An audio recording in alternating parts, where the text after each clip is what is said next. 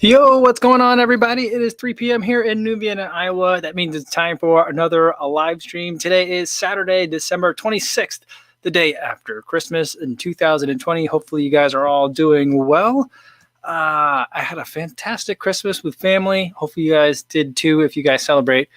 Welcome back. We had a couple of days off from the podcast, from the live stream, and I'm glad to be back. Good to see everybody here. All right, we've got first. Before we get to who is here, I do want to say hi to everyone listening on the podcast version, on the audio only. Hopefully, you guys are having a good run, and everyone checking this out on YouTube after the fact. Welcome, glad to have you here as well. Frank says, as far as people who are here live, catching it live today, Frank says, "Happy Boxing Day," or Weihnachtfertag. I think I said that right. First day of Kwanzaa and Saturday. Oh, yes, that's true. Awesome. Great. That was great. That's a great greeting, Frank. What a great way to start us off for today. Chris Yao says, no more chocolate. That's funny. Yeah, I'm definitely at that point of the holidays where I'm like, why is there so much of everything? And I'm like, there's so many things, there's so many toys, there's so many treats and snacks. I mean, it's a great place to be, and I'm very lucky, but I'm definitely also at the point of like, oh boy, you know what I'm going to do? I think I'm going to have a glass of water today. I mean, I definitely said that twice today. I'm like, that'll be a nice change. So that's where I'm at. Although right now I did pour myself, I'll make myself a cup of coffee because, why not? It's a little late in the day for coffee, but I'm okay with it. We'll go for it. And it says, hi, Kofuzi and everybody. Hope you all had a good Christmas. Love the start of yesterday's video, Mike. Any video that starts with a guy hopping across the road in an elf suit gets an instant like. Yeah, I had a lot of fun with that one. And, I think the bummer about it is that it wasn't quite as like, there was something missing from it. There wasn't as much like, it wasn't as joyful as I wanted it to be. And I think the big part of that is that, first, I tried to make it into a time trial, which I feel like that was a weird combination of things to do. Probably not the best idea. And then, there weren't other people around to really see it because, even though it's Christmas Eve, should be a pretty busy shopping day, and that area has a lot of like shops and restaurants. But I just think it was like 12 degrees out, and with COVID numbers the way they are, there weren't people to kind of like see it, and I feel like it didn't have crowd reaction, and that's what I think it was really missing. But otherwise, I enjoyed it. I had a lot of fun doing it. So thank you guys for watching it. Hope you enjoyed it too. French Mouse says, hi, Kofuzi. How's the weather in Chicago? I don't know. I'm not in Chicago right now. I haven't been there for a while. So we'll be going back, I think, soon. We're trying to talk about it. So hopefully at some point soon. Frank says, I just ate an 8-ounce peanut butter cup. That's a lot of peanut butter. That's a lot of peanut butter cup. That's crazy. Wow. Steven Gersdorf says he can't stop eating chocolate. Yeah, I know that. I kind of know the feeling. Adam Steve says, hey, what's going on, everybody? I agree with Innes. The Alfred video was an instant like. Any weird holiday updates from the Amazon Creep band? Didn't know your restraint during gift openings. I haven't looked at it. I've been wearing it, but where's my phone's all the way over there. But I didn't notice if it had a lot of that. I feel like, I don't think it would have noticed too much of that. I mean, yeah, I had a really good Christmas, so there's no reason for me to try and gloss over things in a certain way. So I had a really good Christmas. David Prabhu says, happy holidays to all. And Stephen Gerzer said, why doesn't everyone wear the Amazon band on their foreheads? Then we wouldn't have to say, how are you all the time? Yeah, what I was thinking about with the Amazon band is I feel like the missed opportunity is that they're not it should be you could use it as like a speech tool. I think that one way, that I think you could really use it is for people who are, one like rehab way is like people who are on the spectrum, who have a hard time interpreting other people's emotions and like connotations. I think that could be really useful there. The other way I was thinking is like if I was an actor and I really wanted to make sure that I'm conveying like the proper tone of stuff, like can I fool the machine into thinking that I'm in despair? Like I wonder what like some of the darker emotions are of the Amazon band. I can't get there, so like I want to like maybe there's a list, maybe there's like a white paper somewhere that says like here's a list of the emotions it recognizes, and then like I would love to see if there's like an update list where it's like here's like the extra 17 dark emotions that we're trying to teach this stuff. So I don't know, but like it would be interesting where like if we get to a point in the future where we have to like, not on our foreheads, but like if we had an Amazon van and we're like, it's like telling the truth, like it's like telling the truth. Like, are you telling the truth or not? Or are you lying? I mean, that's some of the thoughts that I had on my run today of like how this technology should be used. Like, could it be like an instant polygraph? I don't know. Carlos Seja says, will you get the Vaporfly version 2 next year? I saw it was like an Atom Knit-ish upper. Yeah, I haven't seen any images for the next like Alpha Fly. I don't know if they call it Beta Fly next year. Every Vaporfly's had a different name. Although, well, I mean, I guess for year 2 it was just Vaporfly 4% flying it, but then for 3 it was next percent, and then Alpha Fly next percent, and I don't know what it is going to be next year. I'll probably pick it up, but we'll see. Frank wants to know, has anyone tried doing the SO800s as a marathon predictor? I think I've done like a lot of workouts that are similar to Yasso 800s, like practically speaking, without like intentionally making it a Yasso 800 workout, but I haven't done it as a predictor. I've seen it more, not necessarily like Steven Gerzer was like as a marathon predictor. I see it more as like a goal. So if you want to run like a 3-hour marathon, you got to run a whole bunch of 3-minute 800s. I think that's kind of how it goes, right? And so not that like if you can, well, I guess the other way to do it is if you can do that workout well, then you should be able to do it. So I guess it is kind of a marathon predictor too. But I don't think that I've done it like full out and said like, all right, here's what I'm setting up to do. Can I do it? Jody says, good day, everyone. Good day, Jody. Roberto Villas here says, yo, happy holidays, everyone. Good to see you. Leon is here, says, hope everyone's doing well. Like I said, I like Mike's vid from yesterday. Appreciate it even more after watching Elf again last night. Here's the other thing that I like totally screwed up on that video. So I wanted to have a part where I was walking funny, like when Elf is walking funny through Central Park, and it's like it was like a Sasquatch sighting. So I wanted to do that, and I put that in like the kind of like the end roll of the video. But I totally should have taken the clip from when we did the spaghetti at the Monday mukbang. That's where I totally messed that up. I should have had that one instead. Yeah. Well, yeah. I don't think I'll do another Elf run. I'm keeping the costume, and I wore it all day yesterday, by the way. And I FaceTimed my sister, and she's like, "So tell me about what's going on here." I'm like, "It's an Elf costume." She's like, "Didn't you wear that yesterday to run?" I'm like, "Yeah, but it was only 12 degrees. I didn't sweat in it, so it's not gross. Trust me, it's not gross." And then my daughter, who was sitting next to me, she's like sniffed me, and she goes, "Yep, it's not gross." But I did wear it all day yesterday for fun. And yeah, so I already have ideas. I think I know what I'm going to do next year for next year's like holiday video, but I think I might do it a little bit earlier in the year. Because like last year I did a Santa run video and I posted it like 2 weeks before Christmas. So I think I might do that again. But I kind of like having that video to come out on Christmas Day. I was kind of disappointed on YouTube when like everyone didn't have like a Christmas video. I was like, oh, hopefully people have Christmas themed videos today. That'd be nice. And there weren't a lot, at least not that were in my feed. So I think maybe I need to go back and double check, but I didn't see too much. But that's okay. I know a lot of people take the day off for making videos for that. Terrence Hui says, yay, good to see you all. Yeah, it's good to see everybody again. I missed you guys. Gulshan Paul says, hello, everyone. Martha says, hi, friends. Yes, the Elf video was priceless, Mike. You need to wear shoes with Elf flare heels to complete the costume. Well, I kind of did. That was the whole reason why I wore the Alpha Fly for the day, is because like they've always kind of looked like Elf shoes to me with the flare in the back. I mean, I know Elf shoes have more of the flare in the front, but I just felt like the Alpha Fly made sense because they're weird looking. Yeah. All right. Martha says, if we all convert on New Vienna next summer and run weird mile races, we should wear costumes to make it even weirder. We might get ourselves in the news. I think that would make it into the news for sure. But the summers, do get, relatively hot out here. So costumes might not be a great. It would have to be somewhere like maybe early spring or late summer. That might be it.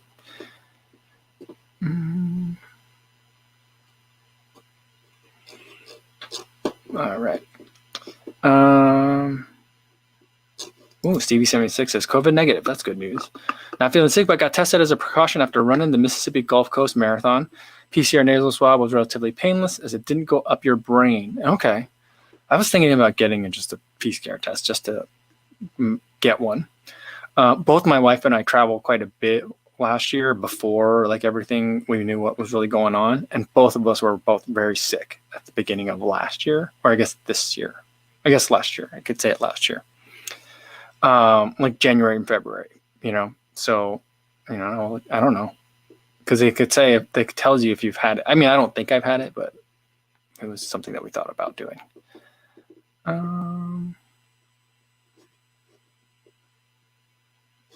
JC says, endorphin speeds for today's race. Warm-up felt weird. Race was great. PR at the unusual 8K distance. Great work, JC. Nice to PR at 8K. 8K is kind of an unusual distance. I guess unless you ran college cross country, then you would know, or be more familiar with the 8K distance. But I kind of like it. It's 10K seems long to me in some respects. And I mean, it's just for that level of intensity you need. So I kind of like the 8K a little bit more. Scotty B says, the endorphin speeds are not good in snow.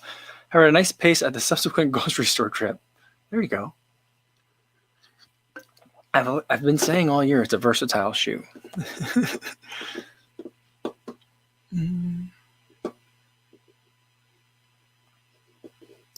Martha says, we also traveled, she and her husband traveled extensively last December through March, but tested negative for antibodies. However, so did my two nieces who definitely had COVID.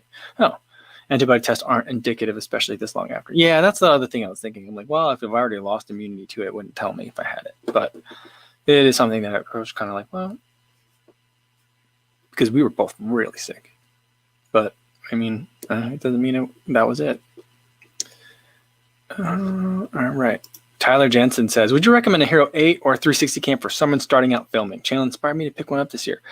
I would recommend the Hero 8 first. So like 360 cameras are a lot of fun and you could do a lot of stuff with it. But I also feel like if you're starting out, if it's your first action camera, I would say get like a GoPro first because there's enough to learn already. And then you can not graduate to it, but then add in like the 360 camera once you already kind of have like a workflow and kind of understand a little bit more of like visually what you're trying to capture. I think in the beginning, there's already a lot to kind of figure out. So I think the Hero 8's a great place to start. Matt Votu says, thanks to Kofuzi, everything is now being tested in the air fryer.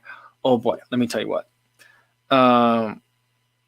For Christmas here at my in-laws' house, we have a Christmas dinner like Christmas Eve.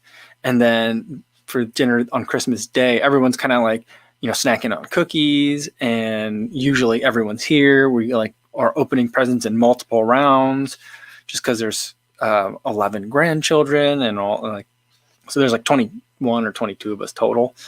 I've lost count normally. And so it takes a long time to get through all the presents. So it's like an entire day long affair.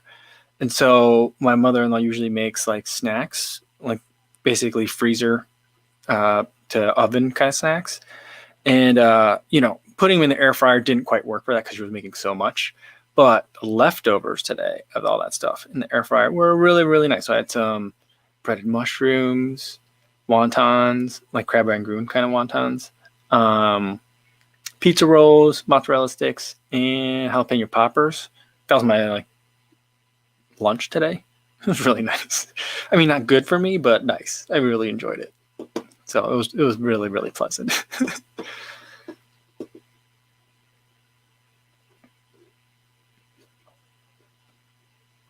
Dr. Funk 1216 says, when do most people do their long runs? I've been doing them mostly Saturdays for no particular reason. I like Saturday. I think most people do Sunday, but I like to do a long run on Saturday and then like a long recovery run on Sunday. So I stack it. So it's kind of like you're getting two workouts. Now the Sunday run is certainly not at workout pace. It's at recovery pace, but I usually like to make it longer than a normal recovery run. Just so that way, your body is getting a different kind of workout at the same time. Sorry, my back is sore. So I'm kind of sitting hunched over. It's kind of, I'm massaging my back while I'm answering this question. So I like to have kind of like the stack, like the cumulative fatigue built into it. So a lot of times on a Saturday long run, I'll do, anywhere from, 13 to 17 kind of is like kind of my favorite for a Saturday long run, but longer than what you normally do. And then, so Sunday, then I'll put in like at least 10 is usually how I do it. Today was weird. This weekend's weird because I screwed up the schedule, but so I don't really have, I might do a long run tomorrow, but So that's kind of how I like to do my weekends. So I like to put in, about 26 miles or so, maybe more for the weekend total. And just kind of split it up however we need to. I know that's not everybody, and most people probably don't do that, but I like to do mine on Saturday. That also gives me the benefit of if something weird happens schedule-wise on Saturday, I can still get in a long run on Sunday.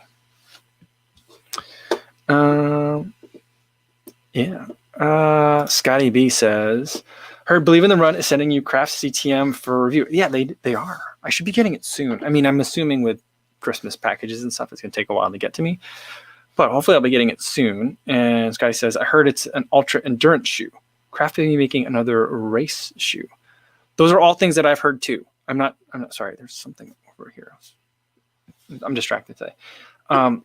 Yeah, those are things that I've heard too. I've been looking at kind of the live stream that Thomas did.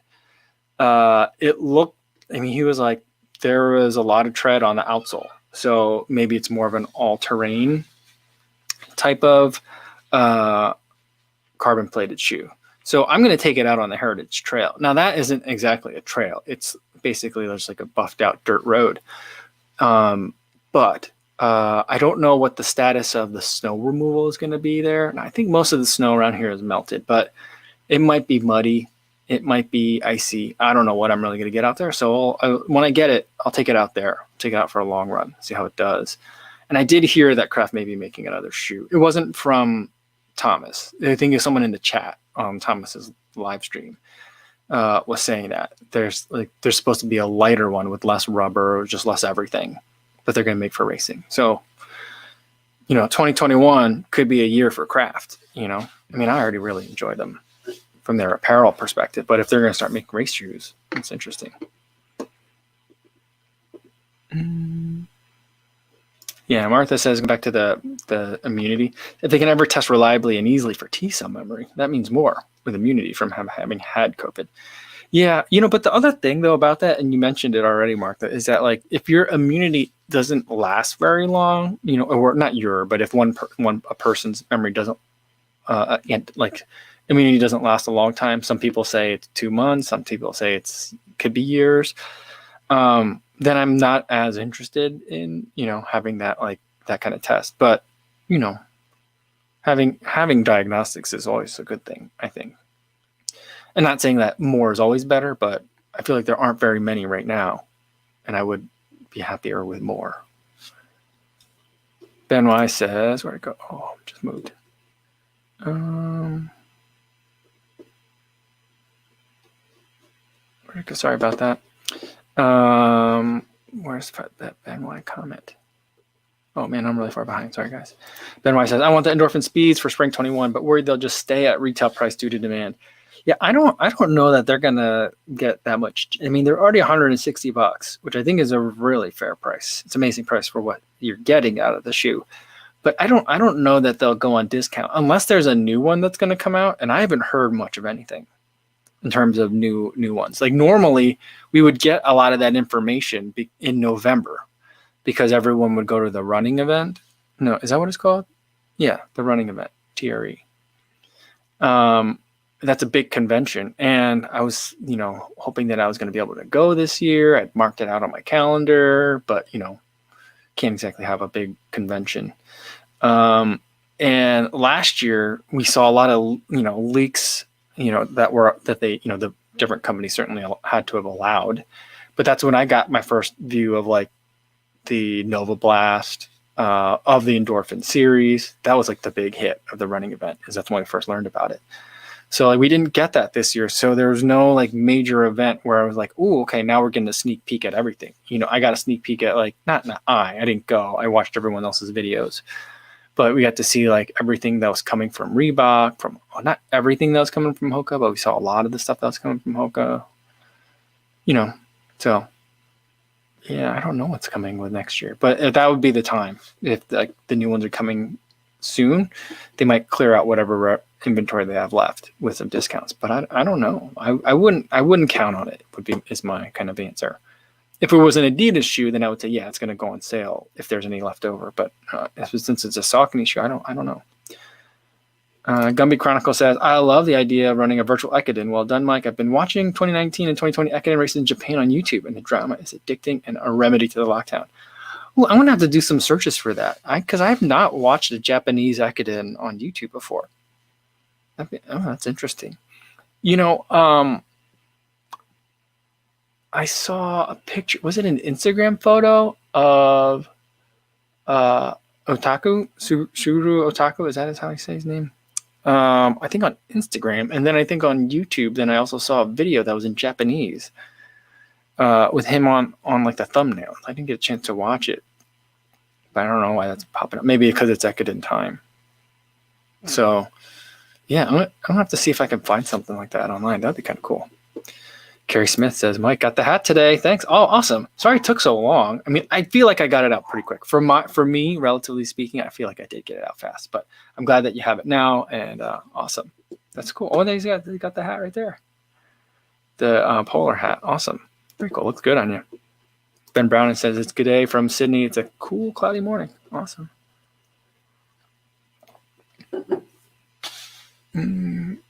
All right, Dave Gutierrez Jr. says, just joined your Strava Run Club. Going to go for 4,000 miles next year. Support me in my ambitious journey. That's a lot of miles. David, good luck. Very cool. Awesome. Wow. Mr. Bigglesworth says, what gaiters do you recommend to running that don't stick to your nostrils or mouth?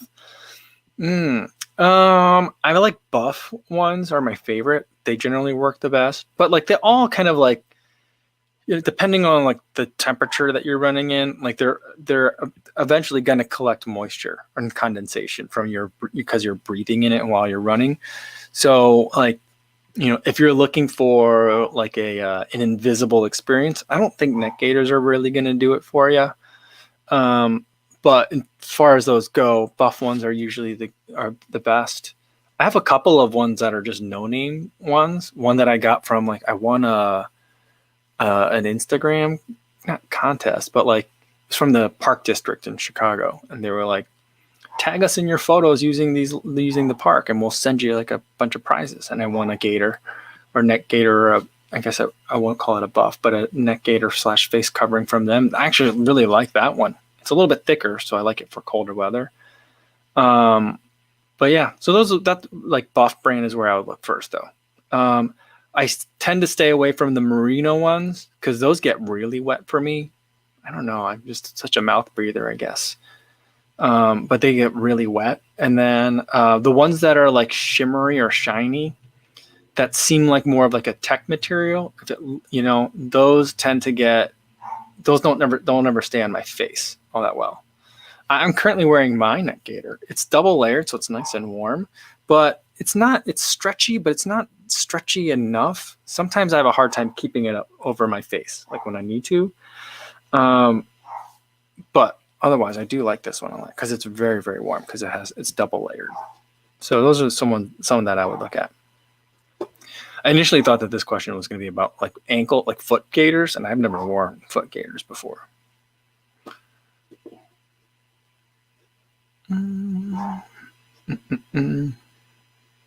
Louis Becerra says he does his long runs on Sunday, rests on Monday. I saw a lot of people kind of said that.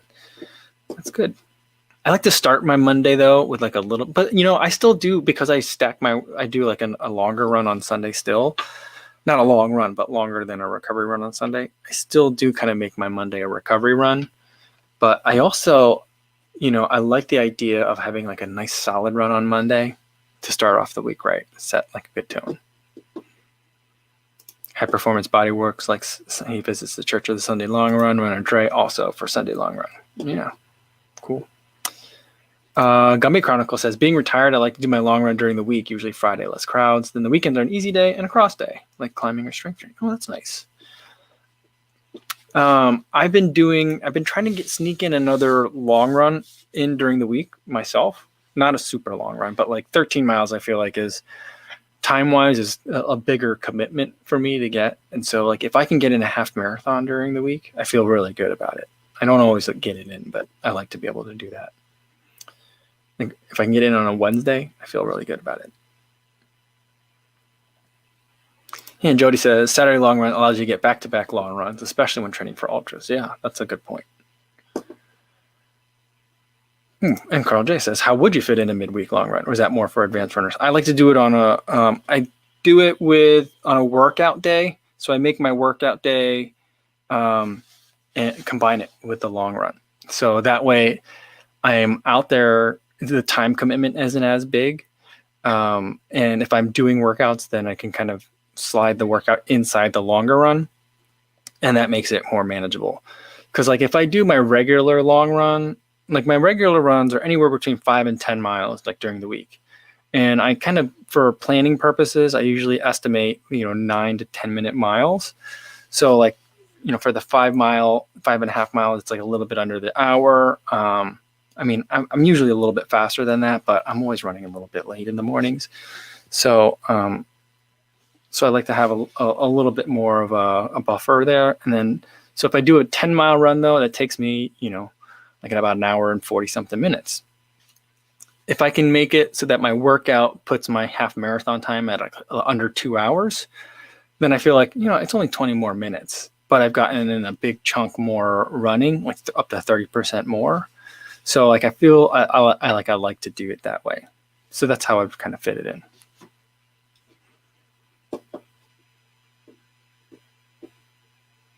Oh, Leona Wong says that's not elite, Mike.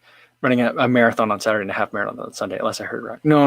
I would say I'll be doing like a longer run, maybe like 15, maybe up to 20 on Saturday. And then on Sunday doing, something in the double digits if I can, totaling about a marathon for the weekend. That's kind of what I meant by that. Sorry about that. All right. Matt Vogue 2S says, I'd love to see Kofuzi trucker hats black, of course, in the merch store. There is a Kofuzi trucker hat in the merch store. It's okay. I'll be completely honest with you. I would love to be able to do, if I could do another collaboration with Path, I would be like, can we get a hat? Because I love their trucker hat. It's my favorite. But the trucker hat that's in my merch store is the material. It's not like a running material. So after a couple of washes, it got a little bit like not great. So it's good. I like it. I wear it. But it's not my favorite trucker hat, to be honest with you. I really don't like Teespring. But it's integrated. But then again, like I hear all the time from people that are like, "Oh, I wish you had a T-shirt." I'm like, I do have a T-shirt. It's in the Teespring, like the merch store. But people don't see it. So I'm like, well, people aren't seeing it anyway. What's the point of having it? So I'm thinking of switching. Maybe I'll have like a couple of like token items in the YouTube affiliated merch store. But I'm thinking about just going a different way, just so I can get a different product. I don't like what's in there. I don't love the quality of everything that's in there. Roberto Davila says, wife gifted me a pair of Nova Bus for Christmas. First run day of 8 miles. Felt awesome. Wow, that's nice. That's a great Christmas gift.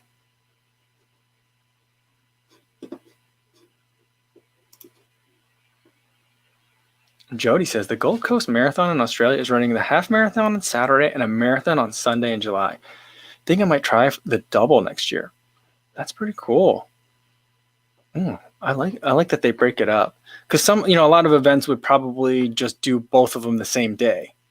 That's how I've seen it before. But I like the idea that you could potentially sign up for both. It's kind of like I think that they do at Disney World.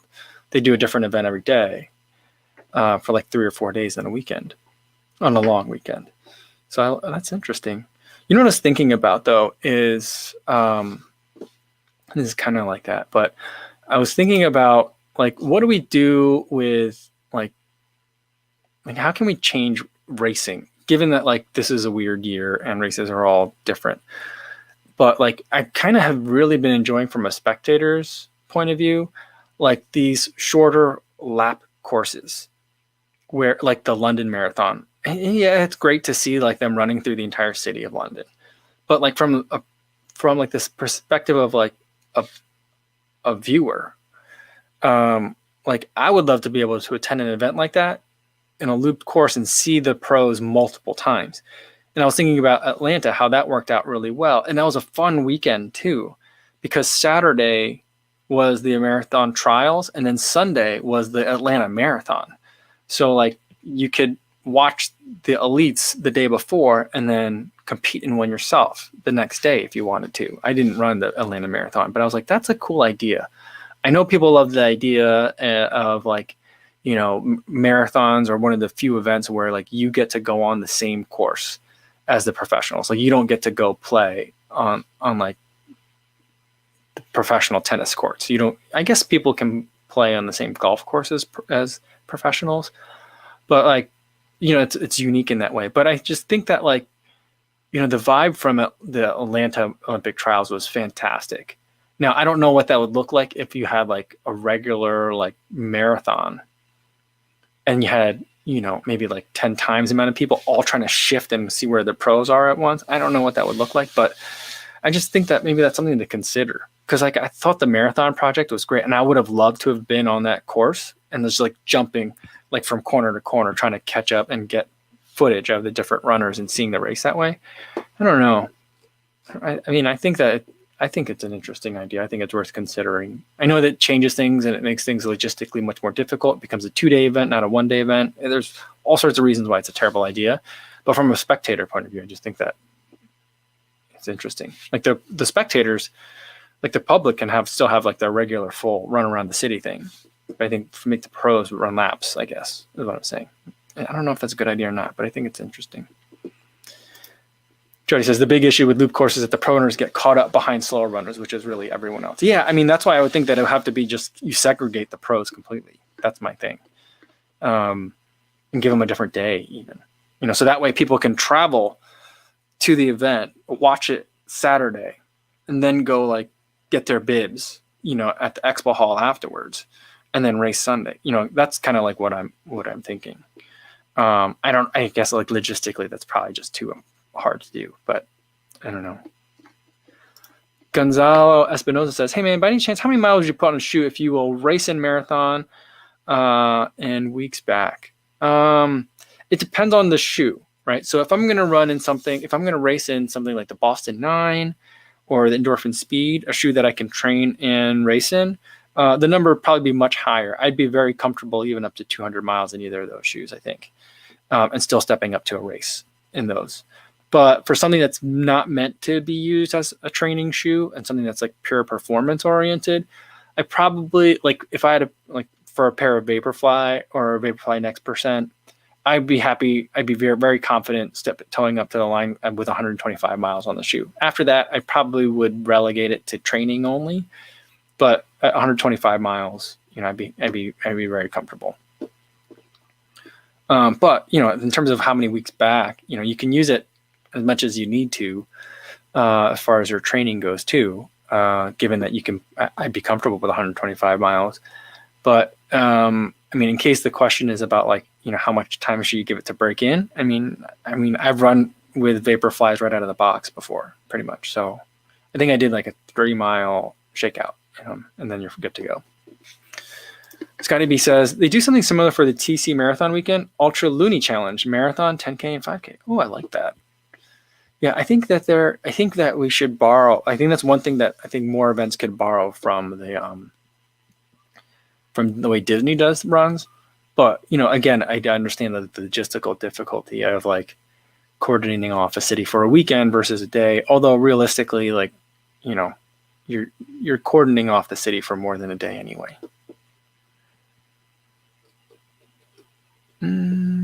Carlos Sejas says, Kofuzi, have you ever asked a company for a shoe? I don't think I've reached out to a company for a shoe before.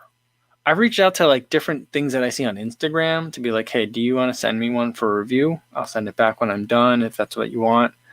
Anytime I've had to do that, the answer has always been no, except for, I think there was one company that I think maybe Insta360 I've done that with before. I'm not sure if I don't know. I've done it before with a couple of things. Usually it doesn't work. But every once in a while it'll work if I'll reach out to a company and be like, hey, let me know if you want me. I'd like to take a look at this. I mean, but like the parenthetical to that is like, I don't like it enough to spend my own money on reviewing it because I have no problem spending my own money to review things. Because the idea is that it'll be an interesting enough product that even if I don't like it, I'll be able to make it up with the ad revenue. But With shoes, I don't think I've ever asked for a shoe before. But I mean, like, there's some shoes that are already out there. If people want to send them to me, I'll be happy to take a look at them. Yeah, I think so. Like all the the Evo Ride 2 is out. Glide Ride 2 is not out, but they're available. Not available, but they're done, I think. So like, hey, if I just want to send me something, I'll take a look. But I'd love to take a look. But I'm also, I'll probably end up buying them anyway. All right.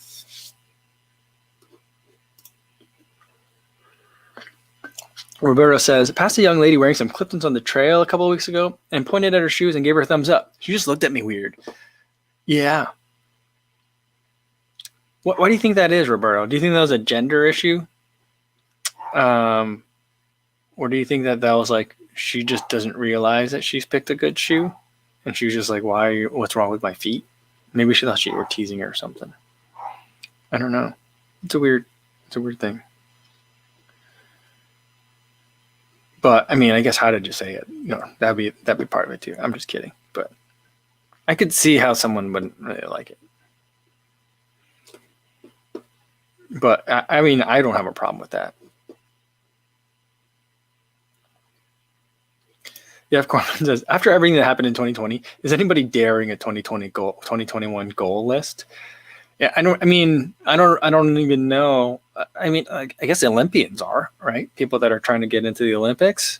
But other than that, maybe it's because I'm getting older too, but my goals are very different. They're not, and even for my 2021 goals, running goals, I've had kind of like, I have some PRs that I'd like to hit, but that's a separate discussion. Here's my main goals. And those are the ones that I'll make a video about that in the next week.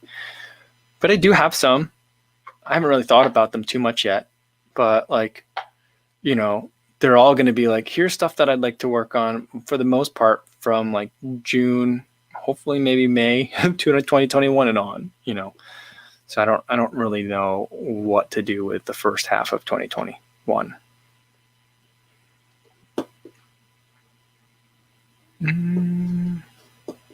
Yeah.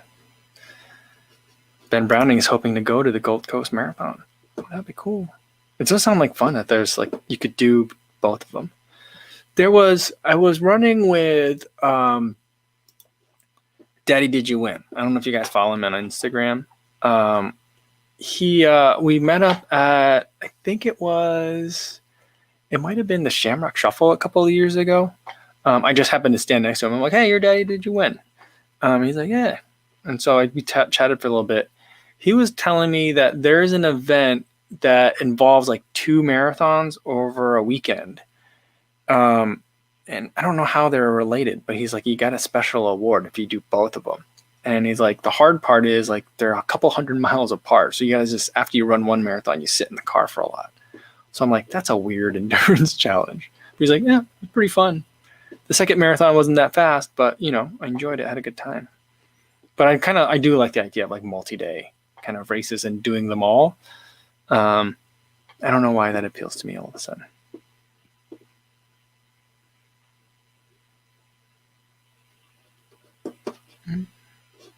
Martha says, for 2021, the first half is wait for vaccine. For us, possibly as early as March. And second half, travel again and race when races are scheduled. I mean, that's pretty much my plan. That's what I'm looking at. Chris says 2021 for me is continuing the run every damn street theme using CalTopo to create a single giant map of all the runs, trying to cover all public roads within my mileage grasp. That's cool. That's real cool. I'm not familiar with that. CalTopo.com. Awesome. Gonzalo Espinosa says, thank you, man. That helps a lot. Yeah, I got a race in February in El Paso, and it's the Alpha Flies. Okay, did an 8-mile run today, did 13 miles at marathon goal pace, so 21 miles on the shoot. Yeah, I mean, by February, the Alpha Fly, though, I know I've been talking to Ben Johnson about it on Instagram. I've never actually had a real conversation with him, but just messaging and comments on Instagram. He has a couple of pairs of Alpha Fly. One of them, he has over 300 miles in his, and he still thinks that they're great. So that's a shoe that seems to last a while, which surprises me because I wouldn't think that the Zoom Air Pocket that big would have that much longevity, but it seems to be long lasting. I mean, he's worn down the rubber on his and everything. So, but he seems to love this.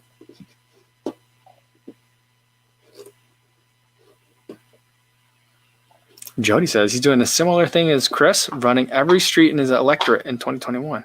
Wow. That takes so much discipline, both you guys, to do that. I would just get so bored with it, I think. I don't know that I would like that kind of challenge. I don't think I'm cut out for that. Jenna says, I think there is an event where you run like 5 marathons all over the world. Not sure what it's called. I think it's, I was actually watching, Lance Armstrong's podcast. I didn't know that Lance Armstrong had a podcast, but he has one. It's been rebranded a couple of times too. I don't think it really took off the way he wanted it to, but he interviewed Ryan Hall, like a post running career Ryan Hall. So he's big in this podcast. And Ryan Hall did it was 7 marathons, 7 continents, 7 days. Yeah, he's like the 7th one. I think he said he had like some sort of stress fracture by the end of it. And it took him like 5 hours and change to do his last marathon, which I was like, wow, that's crazy. But yeah, so that's definitely something that people do. I think it's crazy. But it was such a weird conversation to listen to this Lance Armstrong and Ryan Hall. Just really weird. The weirdest thing about it is that I wouldn't picture like those two as like really connecting a lot, but it's probably the most natural conversation I've heard Ryan Hall have. I don't know. I don't know what to think of Ryan Hall. I'm on the fence. Because I wasn't very familiar with him. I wasn't following running that closely while he was a pro. And so like all my experiences of him are like looks back, like knowing about him as someone who's retired from running, is now a giant human being and is coaching his wife. But like yeah, I didn't know like a lot of the stuff about him, but like all the conversations seem very awkward, uncomfortable, reserved. And there's always something that's being held back in a way. But when he was talking with Lance Armstrong, for some reason, maybe it's because they're like two people that have like trained at a really high level before. I don't know what it was there, but they're connecting in a way. They have some sort of rapport with each other that like it made it Ryan Hall's most like at ease conversation that I've seen him have. And that was unusual. And I'm like, what kind of weird, conclusions can I draw from that? Given the fact that this man is now like, not muscle bound, but pretty big. So, I mean, I have no intention of alluding to any sort of allegation, but just very strange. Very strange. I don't know if anyone else watched that. Mark Chankoko says, is he super religious? I would say yes. I watched the movie 41st Day or something like that on Amazon. It's free on Amazon Prime. And I did not like it, the movie. Like from a filmmaking perspective, I just felt like, I don't know, they might just have not had a lot of footage, because it just seemed like there was a lot of holes in the story that needed to, like, not holes, like, but like just like, wow, this story kind of jumps around in an unsatisfying way. But what I didn't know is that like at the peak of his career, he like left his coach and then literally said that he was being coached by God. So that's a little bit, unconventional. And people were like, oh, so you mean like you're using God as your spiritual guide to guide your running? He's like, no, like God tells me workouts. So I was like, oh, okay. People were trying to give him like, help him out a little bit on that. But he was like, no, God gives me workouts. He tells me what races I should run and stuff like that. So I was like, oh, okay. Yeah, it was very weird look into Ryan Hall. So an unusual guy for sure. Jody says, as far as running all over the place, you'd be surprised you see so many different things in areas you would never visit. I did every street in the suburb and found peacocks just walking around part of his neighborhood. Really? You didn't hear the peacocks ever before that, though? Because they have like a very like human, almost like human kind of almost like a cowl, like the way that they talk. It's very strange. There's a zoo in the Chicago area, the Brookfield Zoo, where there's some peacocks that just kind of like free roam. They usually hang out in the areas where people are eating, and like kids like chase them like as if it were like a giant pigeon. Like they'll give them a hard time. And I'm like, can't be good for the animal, but it does that. But peacocks are such a strange. I mean, they're strange birds, but that's crazy. Do you think that they normally just kind of like free range, or do you think they got out that day?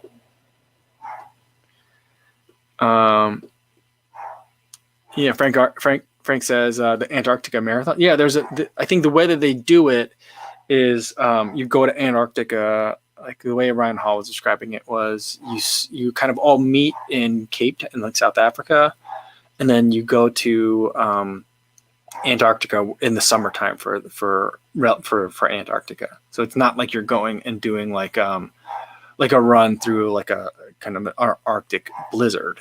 You're going maximizing the chances for having a decent run. I think clearly I think there's going to be still snow on the ground and stuff, but yeah.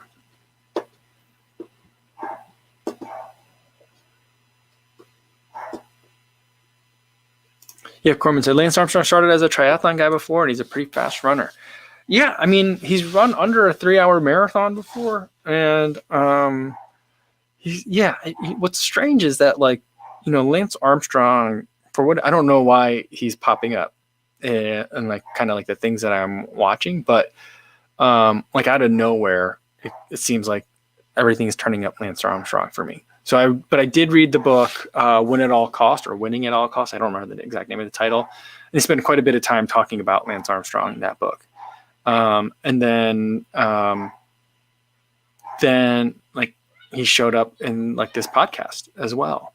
And then I saw a Rich Roll interview of Lance Armstrong at the same time. And I'm guessing that was because I watched the Lance Armstrong interview with Ryan Hall, but then YouTube fed me a Rich Roll interview of Lance Armstrong. And I liked Lance in the Ryan Hall interview. I didn't like him at all in the Rich Roll one. I just felt like he was really trying to like control the conversation not in a I'm trying to control the message here, like from like a debate or a rhetorical perspective, but just from like a personality, I feel like he wanted to be dominant in the conversation. And it was just really off-putting. I don't know. I got a very strange vibe from it. But yeah, amazing athlete. Just has a weird, a very complicated story behind him as well, I guess. Dan Runs is here. Says, hey, what's going on, Dan? Good to see you. Jenna says, most cyclists seem to be pretty fast runners to me, or at least if they're trying to be fast. Well, I think they spend a lot of time, being on the bike, I think is good. It's good for people.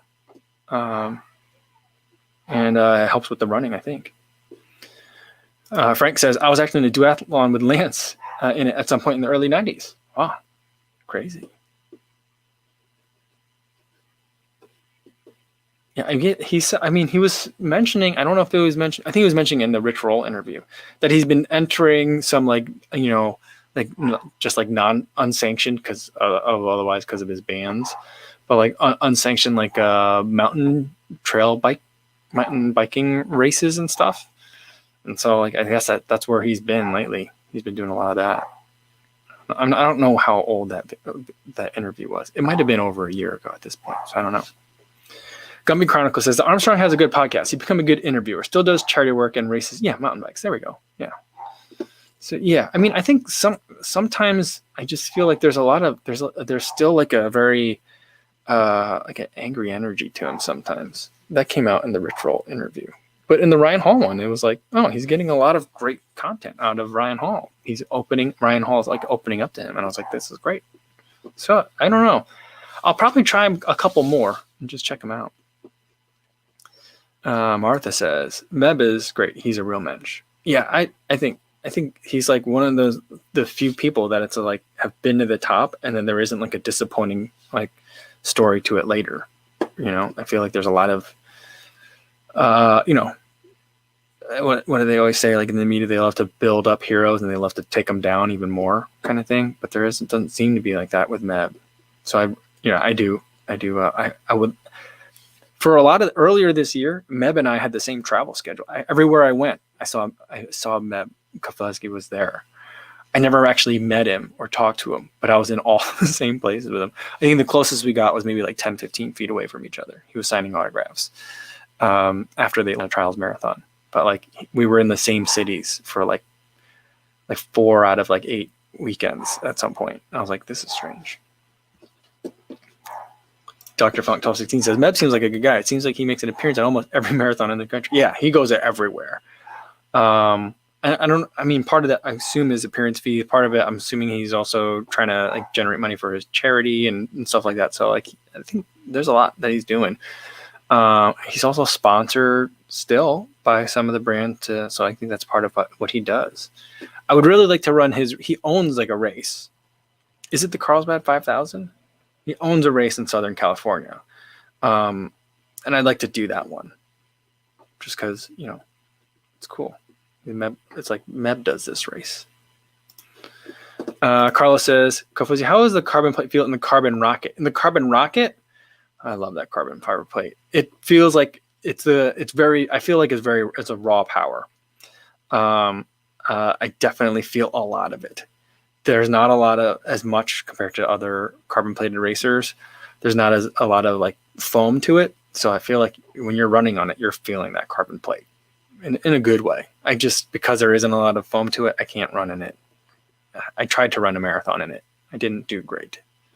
It's not the shoe's fault, but it didn't help either. Dr. Funk says, the quote is, you either die a hero or you live long enough to see yourself become the villain. Is that from a comic book? Yeah, I don't know. Martha says, I saw Lance in a restaurant here. He was living here for a while and also mentoring a young local named TJ Van Garderon, a cyclist. He was behaving.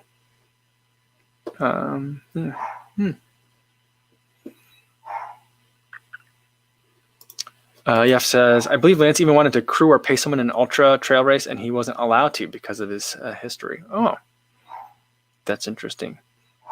Yeah, I'm not sure I'd really like, I think that's probably the right call, I guess. Cause it's like, is he allowed to coach? I think he's banned from all participation, and maybe that's kind of like coaching, I guess. I'm not sure. I don't know. Martha says, I signed up to be notified when they schedule the next Carlsbad 5000. It's a super fast, flat course by the ocean, of course, with an elite separate race the same day. See you there. Well, that's going to have to be one that we put on the big tour. So we'll have a couple that we go, I'll try to get a bunch of us to go together. We might have to do that one.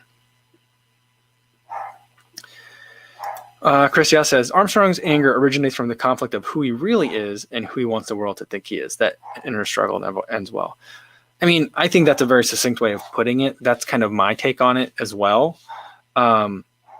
He's like, why don't you just understand? He doesn't say that, but I feel like that's kind of like what goes through his mind a lot, but yeah, I think that's kind of like what I'm getting from it. I'm sure it's more complex than that, but to reduce it to like a kind of like, what's my take on him? That's kind of where I feel about it. Oh, Dr. Funk says that was by Harvey Dent in The Dark Knight. Yeah, there we go. Carlos says, should I get a carbon rocket for $159? In my opinion, it depends. It depends on the race that you're going to use it for. I think if you're going to run a half marathon or shorter, and that's why you want to get it, yeah, I think it's a good deal. But there's also a lot of really great half marathon shoes for $160 though. I'm not sure. That's probably one of the better ones to get for $160 for a half marathon or shorter. For a marathon, I don't know that I would get it for a marathon. Matt Legrand says, when is the Kofuzi tour? And we'll end on this one for today. I don't know. Basically, probably like a month after I get my vaccine. Maybe not exactly a month. We'll have to see where it falls in terms of like school schedules or something like that. I'm hoping summer 2021.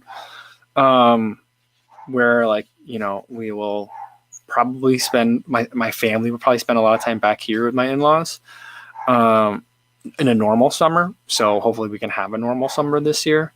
So that would make it more convenient for me to be able to do that. But that's kind of what I'm hoping for. It will also kind of depend on like when races and events come back, you know, because I guess I could always tour around and like we could just do group runs, but I think it'd be fun to have like some races and events to go to too, to kind of make it, you know, more of a spectacle, I guess. So that's kind of what I'm thinking. But, you know, that all assumes everything kind of goes smoothly from here on out. And I really hope it does. Yeah. All right. I think that's a good place to end it for today. I didn't have a video today, but we'll do a video tomorrow. It'll be about some earbuds, which I think are actually, where are they? I think I put them over there. They're actually pretty good. So I like those. We'll have the video about it tomorrow. And then we'll do Monday mukbang. Yeah, tomorrow's Sunday. So it won't be mukbang. But we'll do another live stream. Same time, 3 p.m. Central. Hopefully I see you guys there. Be safe out there, everybody.